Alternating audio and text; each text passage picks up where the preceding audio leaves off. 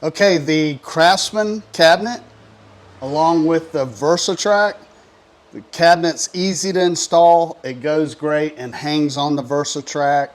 Hey, I'm Steve, and today I'm going to put together the Craftsman 28-inch wide wall cabinet, and I'm also going to hang it on some VersaTrack for just adding a few things to my garage for garage storage. And the cabinet and the VersaTrack are awesome stuff made by Craftsman.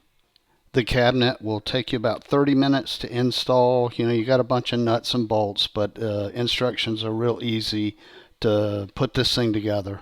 Here I am. I have finished putting the cabinet together. I've hung it on the VersaTrack just to get a quick look at it. So now I'm going to place the cabinet up higher on the VersaTrack where it belongs. And there's a bracket you install in the back of the cabinet, and it hangs on the VersaTrack. Couldn't be any more simple. And yes, I'm very happy with that. Turned out perfect for me. Okay, the Craftsman cabinet along with the VersaTrack. The cabinet's easy to install, it goes great and hangs on the VersaTrack.